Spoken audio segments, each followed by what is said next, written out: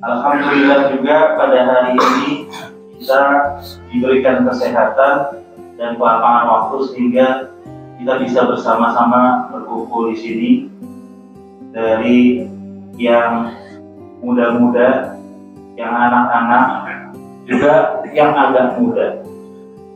Ingat yang tua ya, agak muda aja.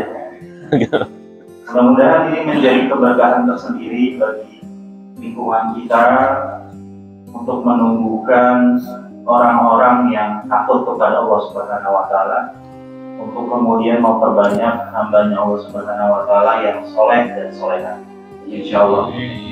Pada Ustaz dipersilakan. Assalamualaikum warahmatullahi wabarakatuh.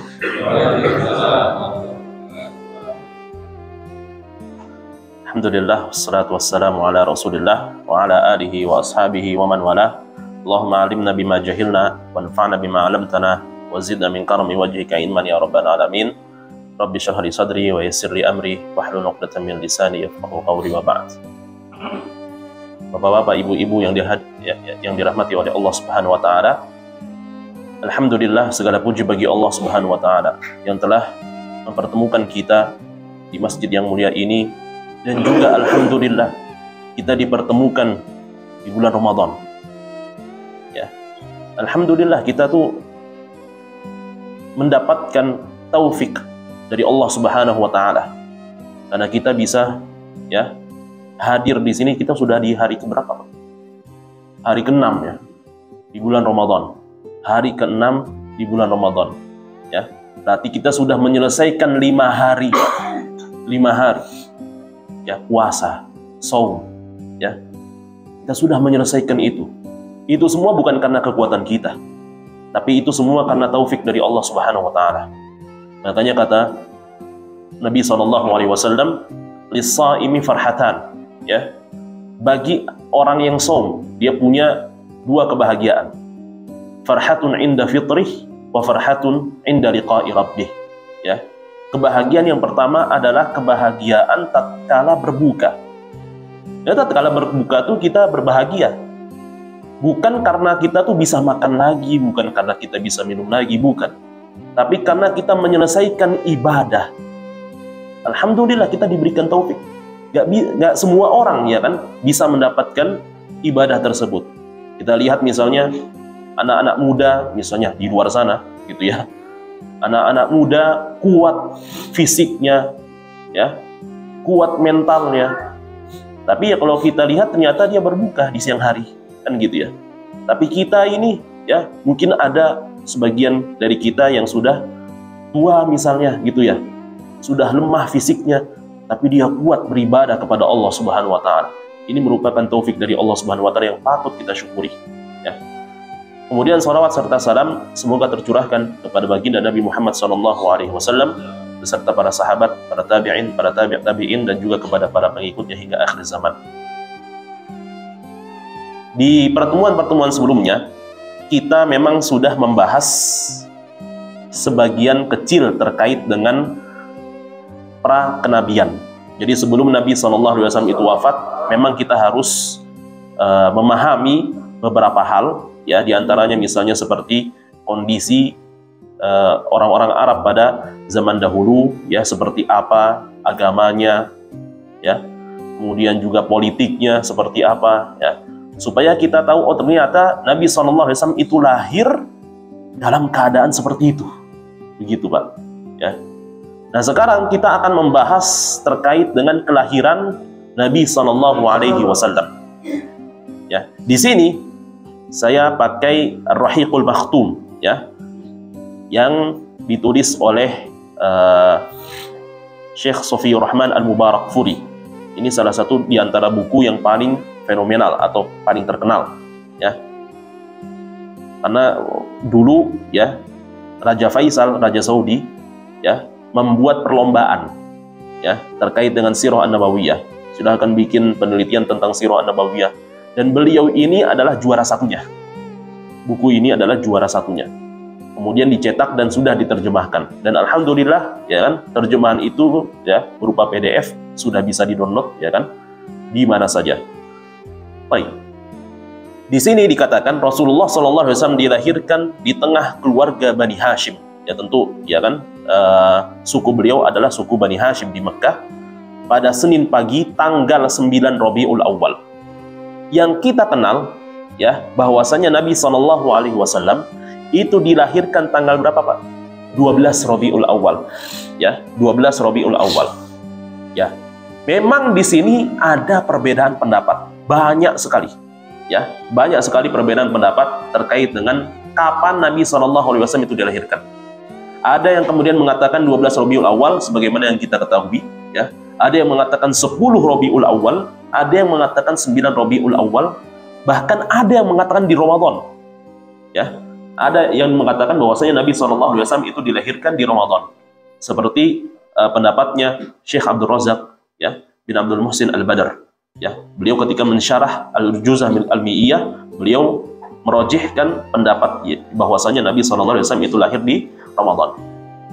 Tapi kita tidak membahas terkait dengan perbedaan pendapat itu, ya kan? Kenapa? Karena tidak ada gunanya. Mau tanggal 9 Rabiul Awal, 10 Rabiul Awal, atau 12 Rabiul Awal, ya tidak ada gunanya kita berdebat dengan masalah hal itu. Toh di tanggal-tanggal itu tidak ada ibadah-ibadah khusus terkait dengan Maulid Nabi SAW atau kelahiran Nabi SAW. Tidak ada, nggak ada amalan-amalan atau ibadah-ibadah khusus yang dikhususkan oleh Nabi SAW di tanggal kelahirannya. Tidak ada seperti itu, ya. Cuma Nabi SAW memang, ya, beliau mengkhususkan hari Senin untuk puasa. Cuma itu doang. Tapi hari Senin kan nggak mesti tanggal 12 Rabiul Awal, nggak mesti tanggal 9 Rabiul Awal, nggak mesti tanggal 10 Rabiul Awal atau di bulan Ramadan, nggak mesti. Tapi yang jelas adalah apa? Setiap hari Senin di bulan manapun kita disunahkan untuk kemudian melaksanakan saum sunnah Senin Kamis. Baik. Permulaan tahun dari peristiwa gajah. Ya, kita tahu ya bahwasanya Nabi SAW itu lahir tatkala di tahun gajah, ya, di tahun gajah. Artinya di tahun di mana, ya, Abraha, ya, menyerang Ka'bah. Ya, Abraha menyerang Ka'bah. Kemudian, ya, di sini Ibnu Sa'ad meriwayatkan bahwa ibu Rasul SAW berkata, ya, setelah bayiku keluar, aku melihat ada cahaya yang keluar dari kemaluanku menyinari istana-istana di Syam. Ya, ini diantara mukjizat Nabi SAW tatkala beliau lahir. Jadi ada cahaya, ya, yang menyinari Syam tatkala beliau itu lahir. Kemudian di sini juga ada riwayat bahwasanya, ya, ketika beliau itu lahir runtuh 10 balkon istana Kisra. Jadi kita punya dua kekuatan besar, ya, di dunia pada saat itu. Yang pertama adalah Romawi dan yang kedua adalah Persia. Persia itu rajanya disebut dengan Kisra. Kalau Romawi itu disebut dengan Kaisar. Nah, di sini Kisra, ya, istana Kisra atau istana Persia di sini runtuh 10 balkonnya, ya. Kemudian ada padamnya api, ya, yang biasa disembah oleh orang-orang Majusi. Ribuan tahun itu api nggak padam. Pada saat Nabi SAW itu lahir, padam. Begitu, ya. Kemudian juga runtuhnya beberapa gereja di sekitar Buhairah. Jadi ada sebuah tempat namanya Buhairah, ini runtuh gereja-gereja tersebut, ya, langsung ambles ke tanah, katanya seperti itu. Riwayat-riwayat seperti ini, di mana Nabi SAW itu lahir, dan bahwasanya Nabi SAW itu juga ada mukjizat yang lain disebutkan di buku-buku yang lain, bahwasanya Nabi SAW itu dilahirkan dalam keadaan berdoa. Jadi tangannya tuh mengangkat gini, kan. Nah, ketika keluar dari rahim Aminah di situ, ya. Kemudian juga bahwasanya Nabi SAW itu dilahirkan dalam keadaan bersunat. Nah, jadi tidak disunat Nabi SAW karena sudah lahir dalam keadaan bersunat. Cuman riwayat-riwayat ini semuanya, ya, rata-rata diperselisihkan oleh para ulama. Jadi riwayat-riwayat ini diperselisihkan oleh para ulama. Kenapa? Karena kejadian-kejadian besar ini harusnya menggemparkan dunia dan punya bukti-bukti sejarah. Tapi sayangnya kita nggak punya, ya kan? Justru tidak ada kabar-kabar dari Barat atau dari apapun itu, ya. Kita nggak dapat kabar bahwasanya ada api yang disembah oleh orang-orang Majusi padam, atau misalnya 10 balkon istana Kisra itu runtuh. Kita nggak punya itu kabar-kabar tersebut dari luar Islam, ya. Karena kejadian seperti itu adalah kejadian besar, ya. Harusnya, ya, dunia meriwayatkan itu secara turun-temurun. Cuman ada satu mukjizat yang mana Nabi SAW itu ketika dilahirkan ada, yaitu munculnya bintang Ahmad. Dan ini sudah Waalaikumsalam. Jadi munculnya bintang Ahmad, ya. Dan ini ada riwayat yang sahih dalam masalah hal ini, ya. Bahwasanya Hasan bin Thabit, ini orang Madinah, dia melihat orang-orang Yahudi itu, ya, selalu ada di balkon rumahnya, ada di atas rumahnya, melihat bintang setiap malamnya, begitu, ya. Dia melihat bintang-bintang, nyari bintang Ahmad itu yang mana, ya. Setiap malam mereka melihat itu bintang tersebut, sampai kemudian ada salah satu di antara mereka yang naik pohon kurma, ya, pada saat malam kelahiran Nabi SAW muncul bintang Ahmad.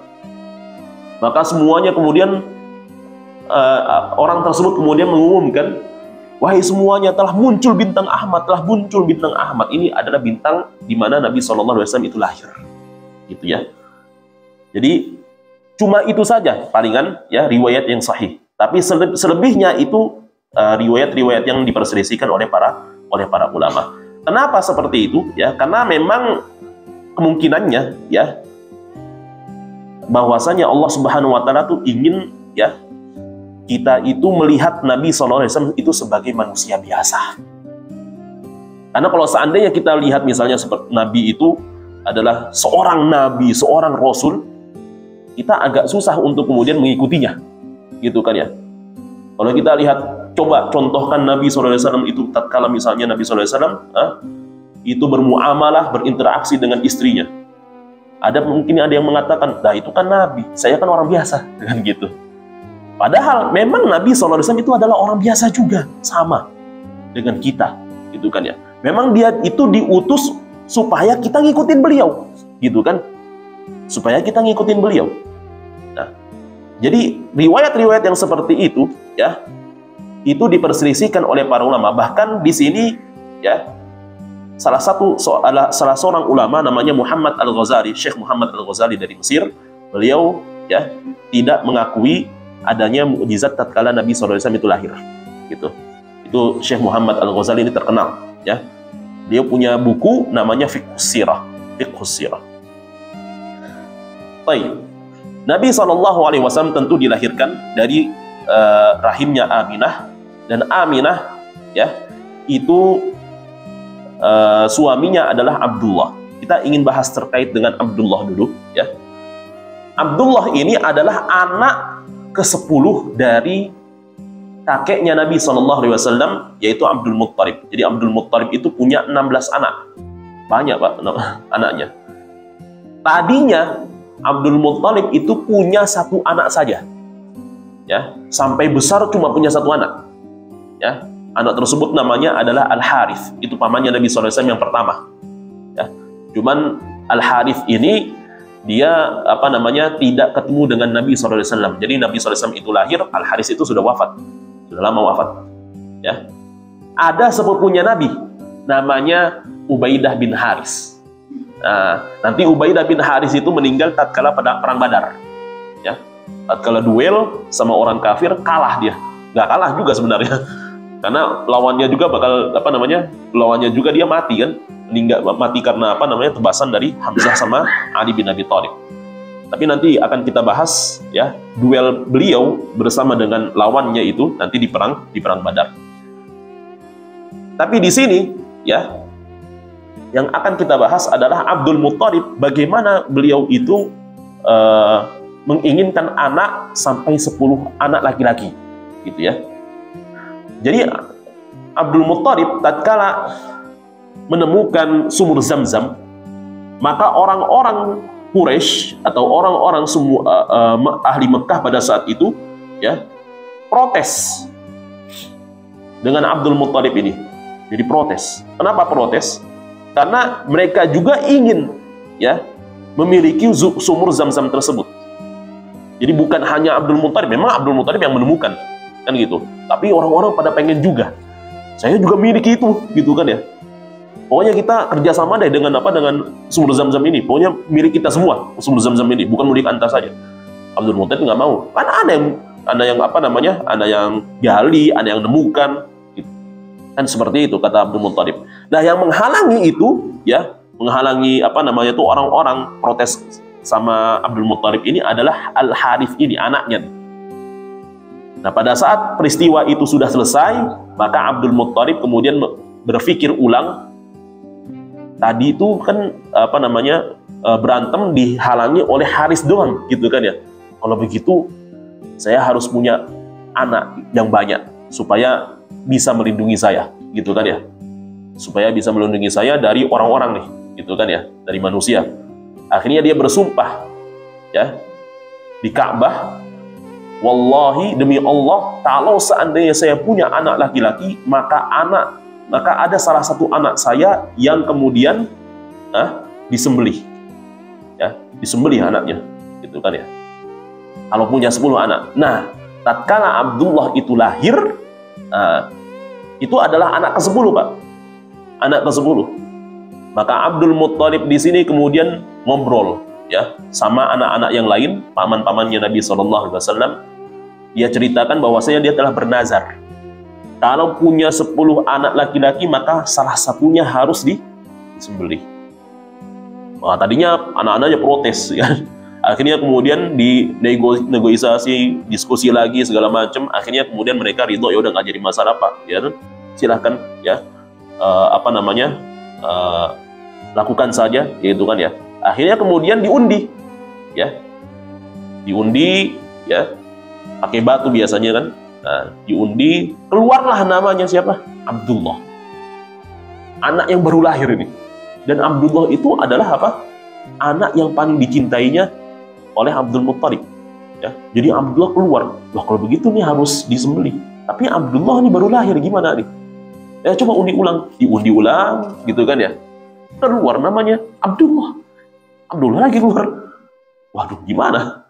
Akhirnya kemudian ya Abdullah ini, ya udah, ayo kita sembelih Abdullah. Pengen disembelih Abdullah, dibawa ke Ka'bah. Pas saat dibawa ke Ka'bah, orang-orang pada ngelihat, ini mau ngapain Abdul Muttalib ini? Protes lagi. Ngapain kamu wahai Abdul Muttalib? Saya ingin sembelih anak saya, gitu. Loh, kenapa disembelih anakmu? Gitu kan ya.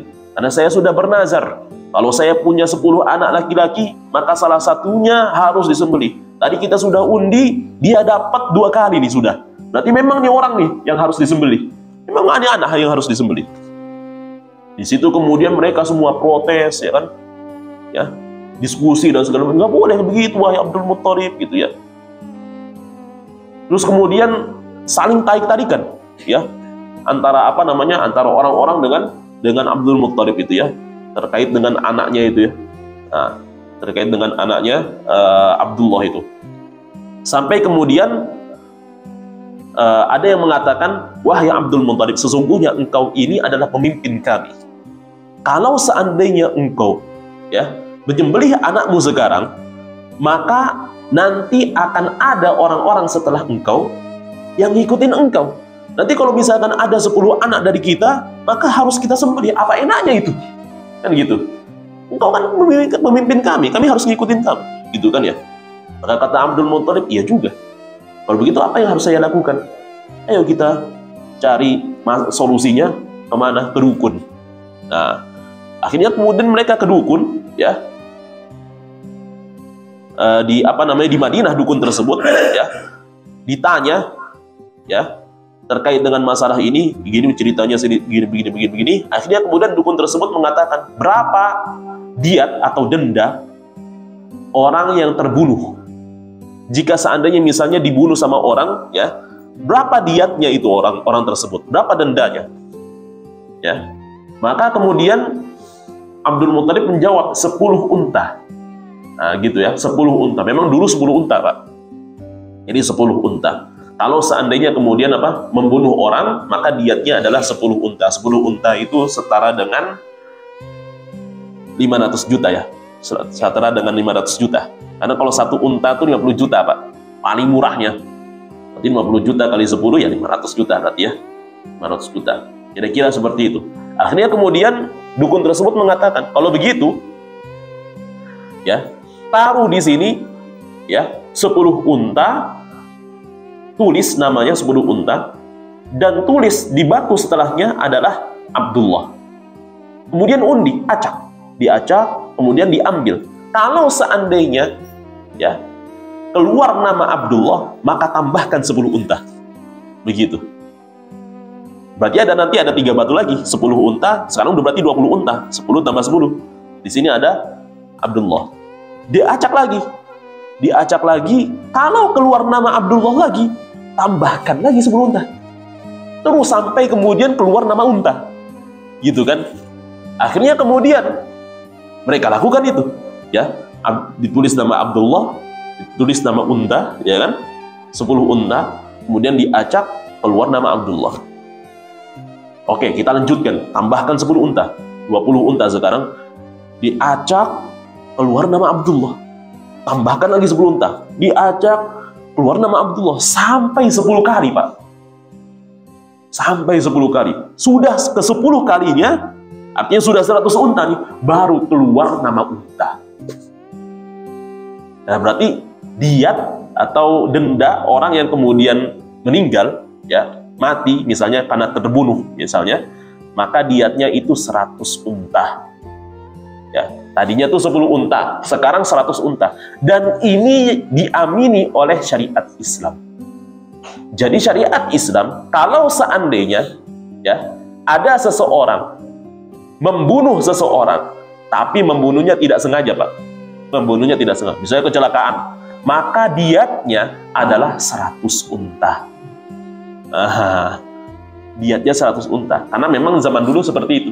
100 unta itu berapa? Berarti 5 miliar. Wah, lumayan, Pak. 5 miliar. Itu karena kalau nggak sengaja. Kalau sengaja apa? Kisos gitu ya. Kan ada kita syariat kisos ya. Kalau dibunuh ya dibunuh lagi dianya. Gitu kan ya. Tapi kalau misalkan dia dibunuhnya tidak sengaja, maka diatnya itu adalah 100 unta. Itu ada sampai syariat Islam ya.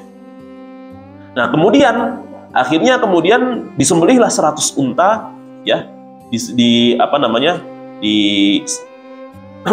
diserahkan kepada sesembahan mereka, dan itu tidak dimakan ya. Jadi dibiarkan begitu saja sampai membusuk unta-unta tersebut. Karena memang tidak dikasih kepada orang-orang miskin, tidak dikasih seperti itu. Mereka kalau misalkan menyembelih untuk Tuhan-Tuhan mereka biarkan di situ, Pak. Di Ka'bah itu udah dibiarkan saja, ya, membusuk di sana. Nggak dikasih kepada orang miskin. Pun kalau kita, ya kan, ketika Idul Adha kita kasih kepada orang miskin, kan gitu ya. Kita kasih kepada orang-orang fakir dan ya yang membutuhkan, ya kan. Tapi kalau di sini enggak. Mereka biasanya kalau sudah menyembelih unta untuk sesembahan mereka tidak kasih kepada siapa-siapa, mereka taruh di situ, ya kan, nggak boleh ada yang makan, gitu, tidak boleh ada yang makan. Nah, itu Abdullah ya. Kemudian Abdullah ini setelah itu kemudian beliau tumbuh besar, ya, di umur 25, ya, beliau dinikahkan dengan Aminah, ya, dinikahkan dengan Aminah. Nah, pada saat ketika beliau itu menikah dengan Aminah, ya tentu ini menikahnya dengan Aminah itu dijodohkan oleh Abdul Muthalib, ya. Sebulan setelah itu, ya, beliau, ya, Abdullah itu pergi ke Syam, ya, pergi ke Syam. Pergi ke Syam ini ngapain, ya? Tentu, ya, berdagang, gitu kan ya. Karena orang-orang Quraisy itu terkenal dengan berdagangnya. Jadi berdagangnya itu biasanya mereka di Syam. Kalau mereka jalan-jalan, biasanya mereka jalan-jalannya di Yaman. Nah, dan itu sudah disebutkan di dalam Al-Quran. li'ilafi Quraisy ilafihim rihlatash syita was-saif. Nah, ada yang disebut dengan rihlatash syita, perjalanan musim dingin, was-saif, perjalanan musim panas. Nah, kalau rihlatash syita itu biasanya mereka itu pergi ke Yaman untuk jalan-jalan. Kalau rihlatash saif biasanya mereka melakukan perjalanan untuk berdagang. Nah, jadi biasanya mereka memang dagangnya di Syam. Nanti seluruh peperangan Nabi SAW melawan orang Quraisy. Ya, kita ada catatan lawannya adalah lawan orang Quraisy, orang-orang Mekah. Semuanya sebabnya adalah karena Nabi SAW itu menghalangi jalan mereka berdagang, gitu kan ya? Menghalangi jalan mereka berdagang. Mereka berdagangnya kan di Syam. Otomatis kalau kita lihat di peta, Pak, ya, itu Mekah itu ada di bawah dekat dengan Yaman. Ya. Kalau pengen pergi ke Syam harus lewatin Madinah dulu. Nah, harus lewatin Madinah dulu. Jadi kalau mereka ingin berdagang, maka mereka harus lewatin Madinah. Nah, di situ bisa dipotong oleh apa? Dipotong oleh Nabi SAW perjalanan mereka. Dibegal istilahnya kita. Ya kan? Dibegal oleh Nabi SAW. Kan begitu ya. Dan memang terjadi pada saat perang Badar. Yaitu kafilahnya Abu Sufyan tatkala pulang dari Syam membawa 2.000 onta. Itu udah ratusan miliar, Pak. Ya.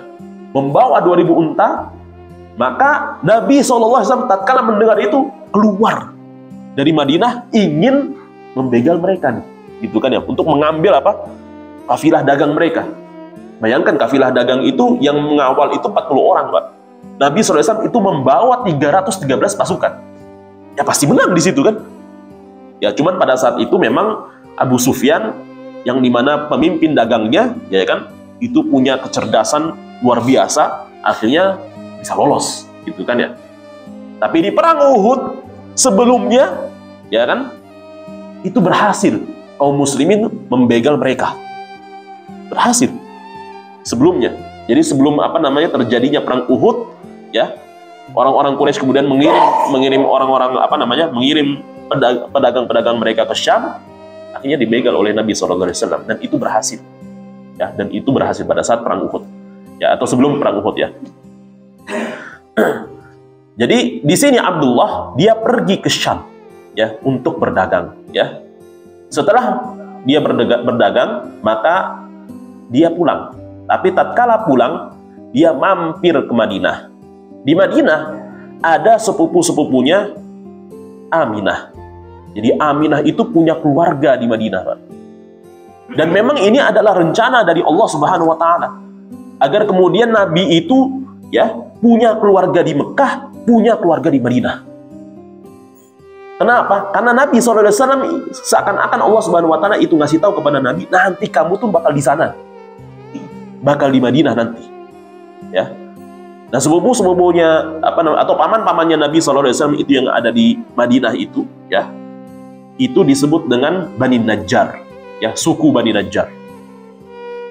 Ya. Jadi itu punya keluarga dekat dengan Aminah itu, ya. Dekat dengan Aminah, keluarganya Aminah. Maka Abdullah di sini dia tinggal bersama dengan keluarganya Aminah. Ya.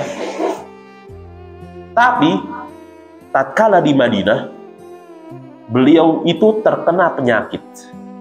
Memang terkenal sebenarnya zaman dahulu itu Madinah itu ya, kalau ada orang luar masuk ke Madinah pasti kena demam. Begitu disebut dengan hummal Madinah. Ya, demamnya Madinah. Begitu. Ya.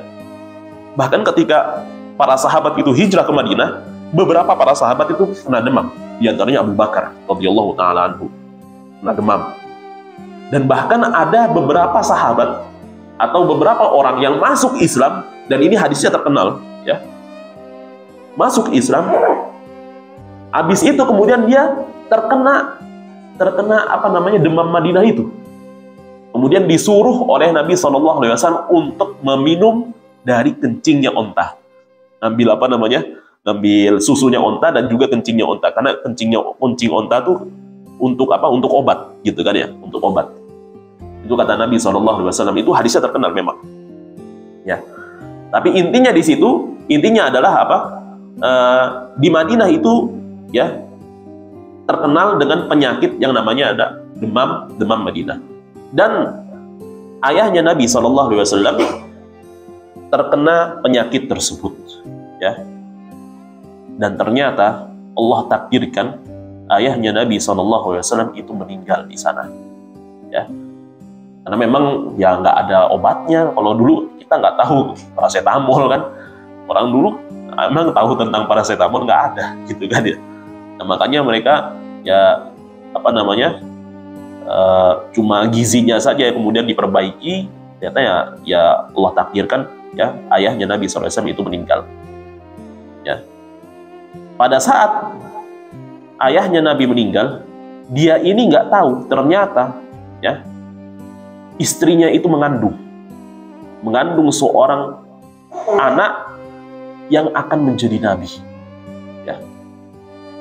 Para ulama mengatakan,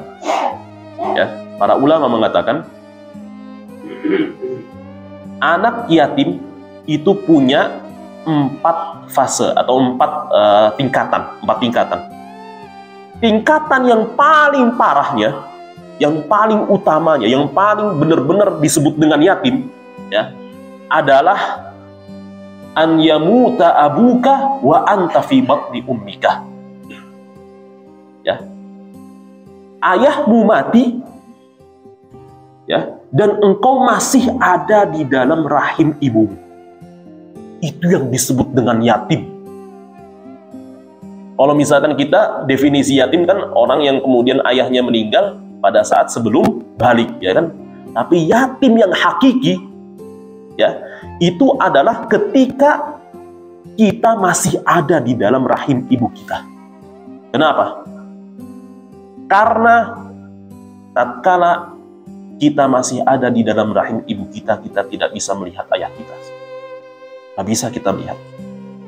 Nabi SAW itu tidak pernah melihat ayahnya seumur hidupnya. Nah, memang masih pada saat itu ada di rahim ibunya. Ya. Dia nggak tahu terkait dengan hangat pelukannya dari seorang ayah. Nggak tahu itu.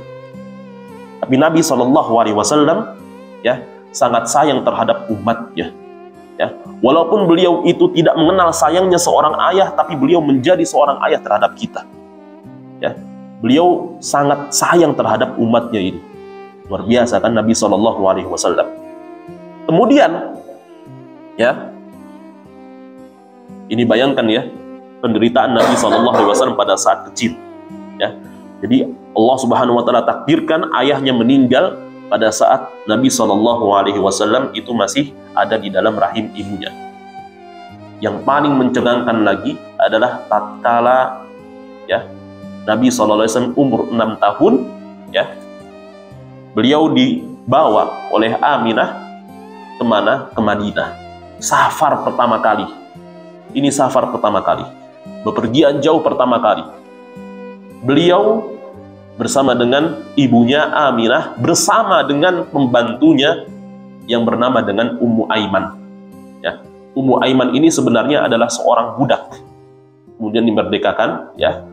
Jadi Ummu Aiman sebenarnya adalah seorang budak, sudah ada ya tatkala ayahnya Nabi SAW itu masih hidup. Ya. Jadi ayahnya Nabi itu dia mewarisi beberapa harta warisan, diantaranya adalah ini, Ummu Aiman ini.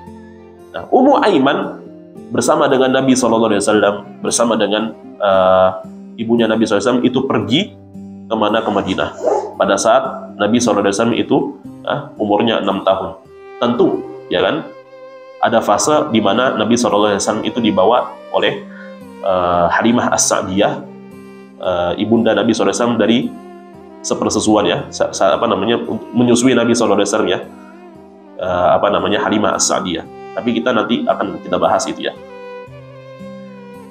Aminah ya membawa Nabi SAW itu ke Madinah, itu jalan kaki, Pak.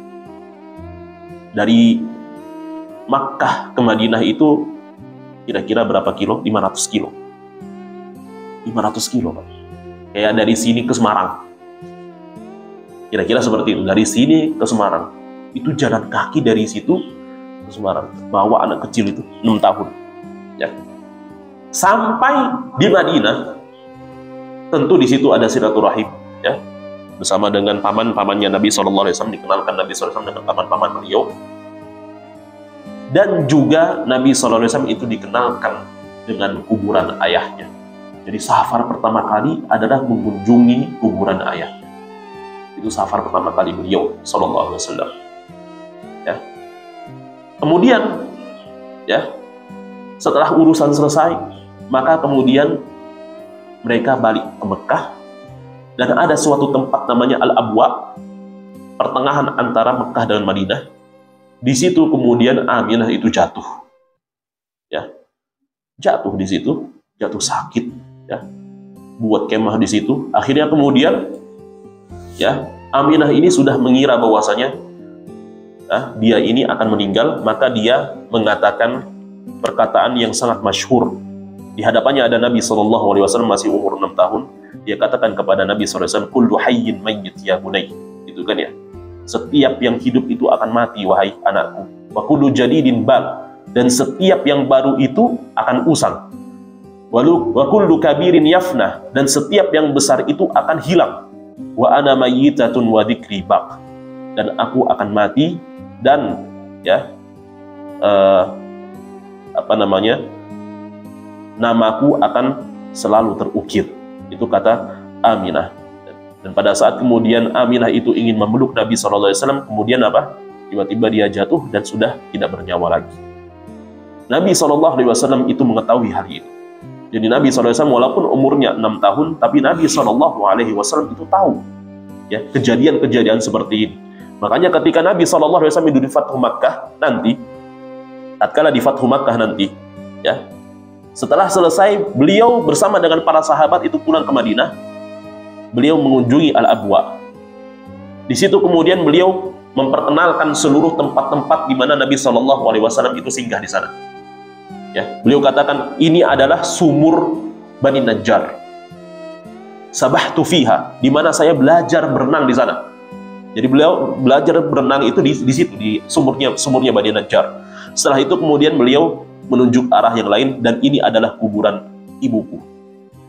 Di situ kemudian Nabi SAW itu, ya, teringat memori-memori, kenangan-kenangan indah bersama dengan ibunya. Di situ kemudian Nabi SAW itu menangis, sampai kemudian lama menangisnya, sampai kemudian para sahabat ikut menangis bersama dengan Nabi SAW. Jadi Nabi SAW itu tahu, ya, mengetahui, sangat faham, ya, kejadian-kejadian seperti itu. Di sini ada hikmahnya. Kenapa? Ya, Allah Subhanahu wa Ta'ala, ya, mewafatkan ayahnya Nabi SAW dan juga mewafatkan ibunya Nabi SAW pada saat beliau SAW itu masih kecil. Ya, di sini agar kemudian Nabi SAW itu mengetahui nilai daripada kehidupan dan nilai daripada kematian. Nilai daripada kehidupan dan juga nilai daripada kematian. Ya, apakah kita mengetahui nilai kehidupan itu, Pak? Ya, jangan sampai kemudian kita, ya, ada orang-orang yang kemudian terdekat kita, orang-orang yang kita cintai meninggal, itu kan ya. Sementara kita belum mengerjakan apa-apa, kan gitu ya. Ada orang-orang yang kita sayangi kemudian meninggal. Ada orang-orang yang kemudian kita cintai kemudian meninggal. Nah, itu yang disebut dengan nilai kehidupan. Jangan tunggu kemudian ayah kita meninggal baru kemudian kita berbakti. Enggak seperti itu, ya.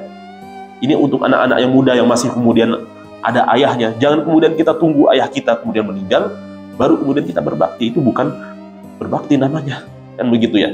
Itu yang disebut dengan nilai kehidupan. Dan agar Nabi SAW itu hanya bergantung kepada Allah Subhanahu wa Ta'ala, tidak bergantung pada orang lain. Jadi faidah kedua adalah apa? Tidak bergantung terhadap manusia. Manusia apapun, ya. Karena kalau kita lihat nanti di sejarah Nabi SAW, Nabi SAW itu nanti akan bergantung terhadap dua hal. Dua hal atau dua orang yang beliau SAW bergantung di dalam dakwahnya. Ya. Beliau SAW itu bergantung terkait dengan kekuasaan perlindungan Nabi SAW. Tatkala beliau berdakwah, beliau dilindungi. Oleh siapa dilindungi? Abu Thalib. Abu Thalib, beliau mendapatkan mandat dari Abdul Muttalib untuk mengurus Ka'bah. Berarti Abu Thalib itu menjadi rajanya Makkah pada saat itu. Orang-orang nggak berani, ya orang-orang Quraisy itu nggak berani, ya membuli Nabi SAW. Kenapa? Karena Nabi SAW itu dilindungi oleh siapa? Abu Thalib.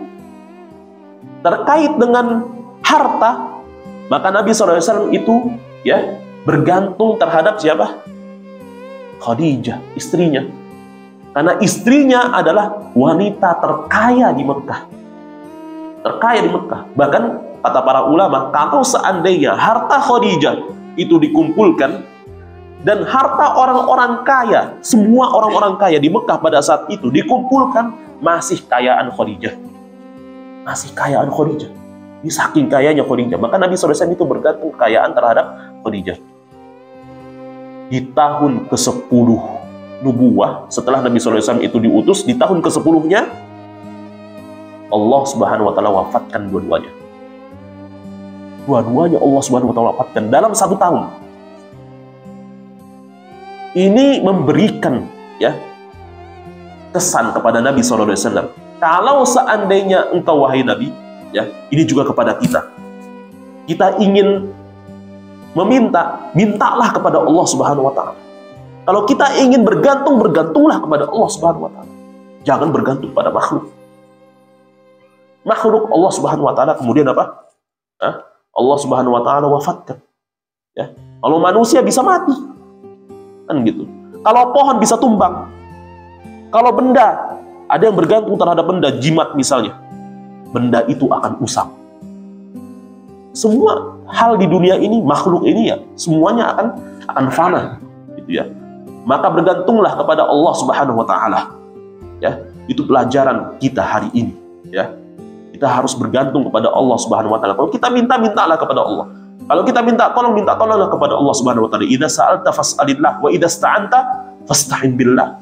Ya, iyyaka na'budu wa iyyaka nasta'in. Hanya kepadamu kami menyembah dan hanya kepadamu ya Allah kami meminta ya pertolongan. Memang hanya kepada Allah Subhanahu wa Ta'ala. Maka pada saat itu ya, tatkala Nabi SAW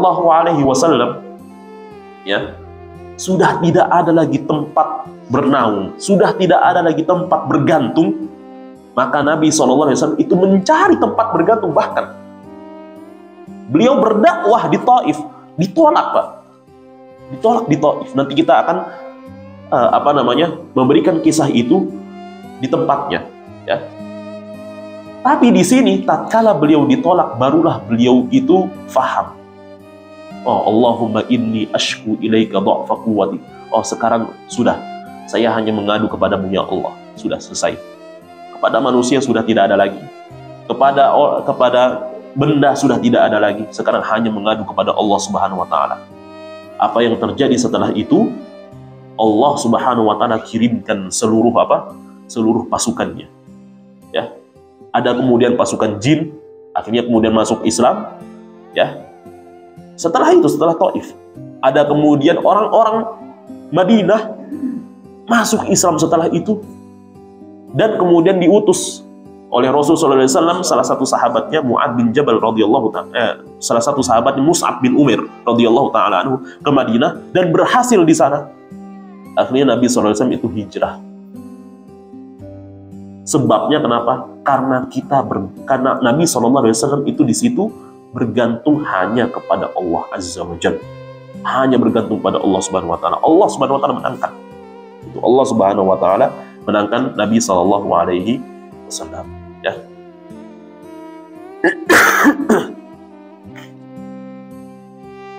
Baik. Kemudian di sini kita balik lagi ke buku ya. Setelah Aminah melahirkan ya, tatkala beliau Aminah ini melahirkan, dia mengirim utusan ke tempat kakeknya Abdul Muttalib ya untuk menyampaikan kabar gembira tentang kelahiran cucunya ya. Di sini yang menamakan Nabi itu adalah kakeknya sendiri, ya Abdul Muttalib, menamakan namanya adalah Muhammad, ya, namanya adalah Muhammad. Nama Muhammad ini itu tidak dikenal oleh orang-orang Arab. Memang itu sebenarnya bahasa Arab Muhammad itu, ya, dari kata hamada yuhammidu, ya, artinya memuji, kan gitu, atau dipuji, ya. Muhammad artinya orang yang dipuji, gitu ya, orang yang dipuji, ya, Muhammad disebutnya. Tapi orang-orang Arab tidak menamakan anak-anak mereka dengan nama Muhammad, ya. Sebenarnya ada kisahnya, ya, tapi kisahnya diperselisihkan oleh para ulama apakah benar atau tidak. Jadi Abdul Muttalib di sini bersama dengan kawan-kawannya 4 orang, ya, sekitar 4 orangan. Mereka biasa berdagang, biasa pergi gitu kan, ya, jalan-jalan, ketemu dengan seorang pendeta. Kata pendeta ini, dia mengatakan bahwasanya nabi terakhir itu namanya Muhammad. Maka kalau seandainya kalian itu penduduk Mekah, kalau seandainya kalian penduduk Mekah, maka namakan anak-anak kalian Muhammad. Maka masing-masing di antara mereka, ya, berazam, bertekad, ya, kalau punya anak namanya Muhammad, gitu. Namanya Muhammad. Nah, qadarullah ternyata, ya, hanya Abdul Muttalib sendiri yang menamakan anaknya Muhammad. Dia teringat kisah itu, akhirnya kemudian menamakan namanya Muhammad. Tujuannya memang sebenarnya adalah itu. Dan tujuan kedua adalah agar anak ini dipuji, ya, di dunia atau di bumi, dan juga dipuji di langit, gitu, di bumi ataupun di langit. Jadi di situ adalah tujuan daripada kakeknya Nabi SAW, namanya adalah Muhammad, ya. Itu terkait dengan kelahirannya Nabi SAW dan juga namanya Nabi SAW. Yang pertama kali menyusui Nabi SAW adalah ibunya sendiri, yaitu adalah Aminah. Setelah kemudian beberapa hari, ya, maka wanita pertama yang menyusui Nabi SAW adalah namanya Thuwaibah. Thuwaibah itu adalah budaknya Abu Lahab. Jadi sebenarnya ada kaitannya sebenarnya Abu Lahab, tapi karena di sini Thuwaibah itu budaknya Abu Lahab, ya. Memang pada saat itu kebetulan beliau sedang menyusui anaknya yang bernama Masruh, ya. Akhirnya kemudian Nabi SAW itu disusui juga bersama dengan Thuwaibah. Nah, Thuwaibah itu juga menyusui pamannya Nabi SAW yang bernama Hamzah bin Abdul Muttalib, ya. Kemudian nanti Nabi SAW itu menyusu dari ibunya, ya, Halimah As-Sa'diyah, dan Halimah As-Sa'diyah juga menyusui Hamzah bin Abdul Muttalib. Jadi beliau bertemu dengan Hamzah bin Abdul Muttalib itu, ya, pamannya Nabi SAW itu dengan dua wanita, ya. Jadi Thuwaibah dan juga Halimah As-Sa'diyah. Baik, nanti insya Allah kita akan bahas terkait dengan masa kecil Nabi SAW di pertemuan selanjutnya, ya. Ada pertanyaan?